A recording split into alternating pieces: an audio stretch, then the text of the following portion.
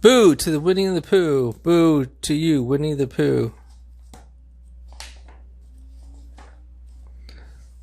Once each year, October breezes puff and bluster. There comes a most particular night when the dark glows a little more, and the trees rattle the leaves until they chatter like frightened teeth. And on a particular night of the house, Winnie the Pooh, the bear has seated in the middle of the floor, dressed as a giant bee, pouring the contents of a large crock of honey in the mouth. Particularly for Halloween, he chuckled between gulps.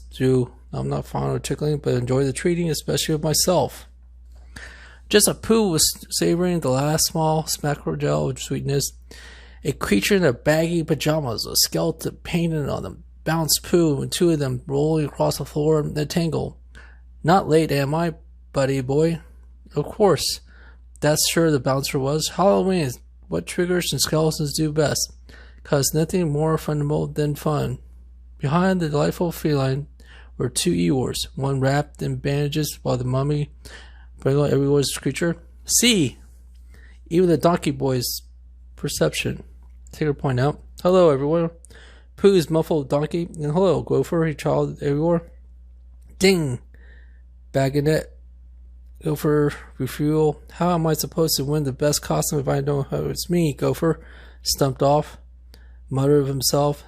Just wait and see. Best costume contest manager, poster. Better get a move on. No, Pooh.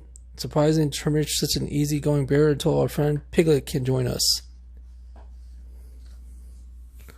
And while they were making plans to include their very small friend, strange happenings were happening at Piglet's house as he made sure the preparation hall crouched in the middle of the parlor with the most horrible, pretend spookable, and the very small, gadget fabric, terror-hair legs toppled with a leaky collar, and if there was other kind of it for his head.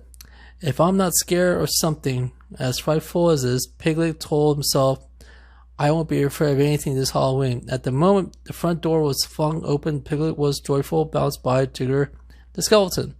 Boo-hoo-hoo, shouted the feline. Why, Piglet? Exclaimed the sponsor boy. Where's your costume? Yeah, look at it. Pointed to the window. It's quarter to sunset. He began leading Piglet toward the door. We gotta get to Halloween. Oh, Piglet stammered, searching a suitable explanation. And while Piglet was figuring out it's Halloween, announced Pooh, I should be out of the costume by being all of the bee. I can be trickled out small smackers, something sweet from our friends at the honey tree. But Pooh, Piglet began to protest, perhaps this is the best. If you don't call me by the given name, and he whispered a speedily afterthought, it might be suspicious. Enough jabbering, hooted Tigger. Let's get terrified. So much to the little Piglet's distress allowed Pooh off the trick-or-treated honeybees. But they were on the way back almost immediately, if not sooner, running as fast as they could, with a blizzard of angry, buzzing bees close behind them. Oh dear, gasped Pooh behind his pants. I'm not being used to be. Not too far down the path, Rabbit was in the midst of a pumpkin patch, chest swelling with pride as he stepped out of the pumpkin to another, giving each other a pat, polishing his fussy arrangement of vine. Ah, sighed the satisfied Rabbit to himself. Each previously pumpkin is a picture of perfection. A sudden approach of an enormous buzzing caused Rabbit to look up, but there was no time to utter the word of Pooh. Pooh, Piglet to Eeyore crashed past him, tumbling the patch of pumpkins, garden tools, shredded the costume, flying each way. B.C. Rabbit started each sail, warmed at him, still muttering a hurricane of anger. At the very last instant, Rabbit realized his danger and ducked. The bee swooped over his head, between his ears and knothole of the tree behind him. The resourceful bunny quickly covered the hole of a bucket, trapping the bloated bees inside. However, before we had time to even breathe to sigh, he believed Rabbit found himself face to face with the Pooh Bear, who looked very great, and the Gopher rolled jersey, pillow stuffed beneath it. Trick or treat, whispered Gopher Pooh, as he responds to the bees, hamburger bucket side straight to him. Oh, brother, wailed Gopher Pooh. He disappeared into the gathering gloom with bees right behind him. Rabbit showed the upheaval of his pumpkins, and his friend shook his head in exasperation. All my favorite holidays, Halloween isn't. Later, as Pooh, Piglet, Tigger, and Eeyore wandered woefully toward home in the ruined costumes, Tigger sadly observed his begraded outfit. This is the bestiest, skeletiest costume I've ever. Sniff, he winkled at Piglet, and I'm making no bones about hoo.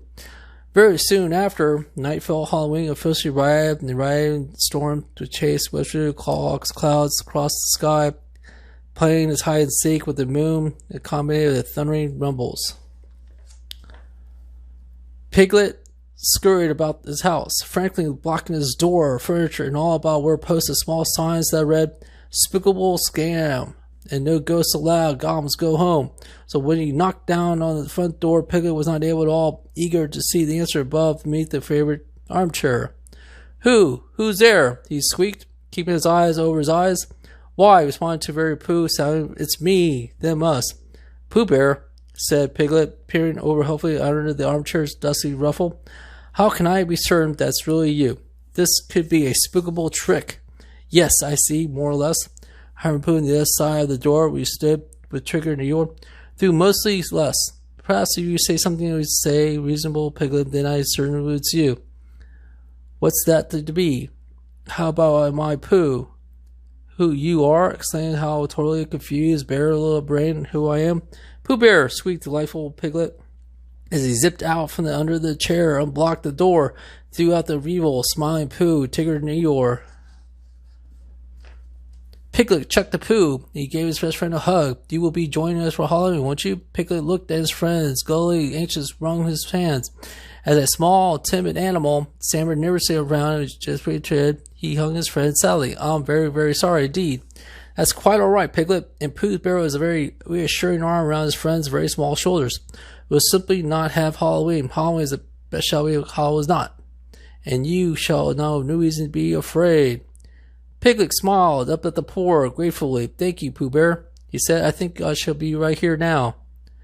Later that night, the storm began to rage fiercely through the Hundred-Acre Wood, twisting trees, rocks, and howling horribly. Pooh, which howled and frowned. "I hope Piglet is not too frightened," he sighed to himself. "He is, of course, all alone."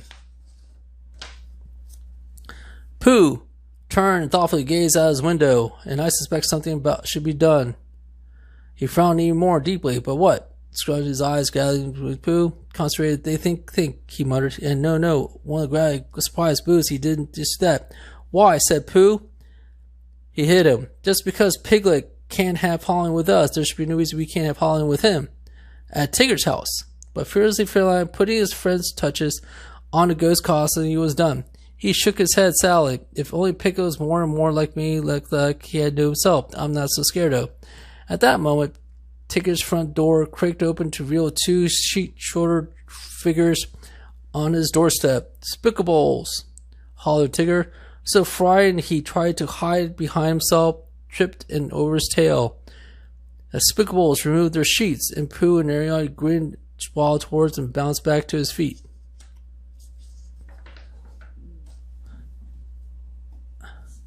"Pooh, Eeyore, bet you thought you scared me, huh?" he exclaimed, excited. "Well, you did. Do it again, will you? Pretty please. We're on our way to Piglet's to have Halloween, wasn't?" exclaimed Pooh. "Would you care to come join us?" Tigger snatched up his own ghost costume and carried out the door. "Wasn't there staying around for?" He laughed. Piglet's house was very small. Animal was pacing anxiously back and forth. "Oh dear." Everyone was looking toward to Halloween. It sniffed, whipped up its hair from us. "I've let down Pooh, Tigger, and Eeyore and Gopher." He exhaled and quivered a sigh. "And me." Pooh, Tigger, Eeyore had almost reached Piglet's house through the fiercely blowing storm, and wayward tree branch snaked out and snagged a remnant of Pooh's bedsheet, and with the wet and darkness, and the bear was certainly he had been crutching all with cold clouds and spookable. "Oh, my goodness!" he started Pooh. "Spookables!" Pooh's front cry shouted over his breakfast by the storm. "Pooh Bear!" Piglet Grassy ran to his window. Piglet and Arrow, so wrapped in ghostly bed sheets, trying to free Pooh from the grasp of an unincorporated branch that all had almost completely pulled your costume off him. Oh no, Piglet cried in the spotlight. Friends struggled. With a pair of ghosts, spookables, have Pooh. I word out your determined expression was always. I must say Pooh, howling or no howling.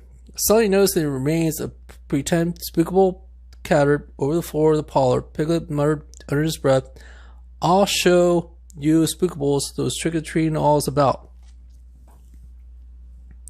A few minutes later, Piglet's front door was thrown open to reveal a spookable, who looked very much like that, and he had been construction of Piglet's parlor. Boo.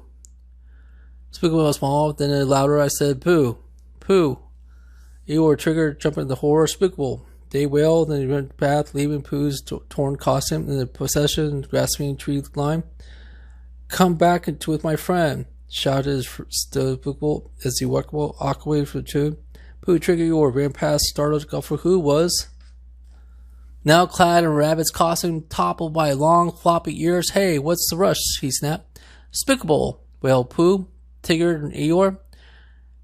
Gopher Rabbit looked past his costume. Piglet lunged into him, and then they put rolling over his ears were after us. Rabbit, trying to keep the pumpkins dry, a much too small umbrella, glanced up and tried to find enough time to mutter, Oh no, not again, Pooh! Eeyore called with him. The Piglet and Gopher collided with him, and everyone went rolling, sprawling through the pumpkins as a piece of costumes and flying every which way. Then rain fell, thunder rolled, and the lightning flashed. A long moment passed as they all carried untangled themselves and discovered that there was not a single spookable to be seen. Only the very wet, muddy friends and neighbors over the Hundred-Acre Wood. Help! Squawked Gopher, made him very jump. He was sitting in the midst of a garden. Hefty pumpkin shoulders, oversized rabbits, and raw costume poking out the top of the waving breeze. What a wonderful costume, Gopher. I'm very impressed with everyone. It is, responded amazed Gopher, particularly like the ears. You do, said Gopher. No doubt about it. After it's the beast's costume yet. Yippee, cheered Gopher. I knew I could do it. And I knew Piglet could do it too, announced Pooh, as he helped his friends to his feet. Do what, Pooh Bear? Asked puzzled Piglet. You saved us all. He did, responded Tigger. Certainly, explained Pooh. He's here with a spookable, isn't he? He must have chased it away. Tigger looked down and wondered, so what's the way to go, Piglet? All Piglets gathered around and shook his very small hand and puffed his pride. Wait half a second, Pooh. You never did figure out what you're going to do for Halloween. Oh, but I have, Piglet shied. I've decided to go as Pooh's very best and very bravest friend. And that, said Pooh, smiling down at Piglet, is the thing I've almost liked to do.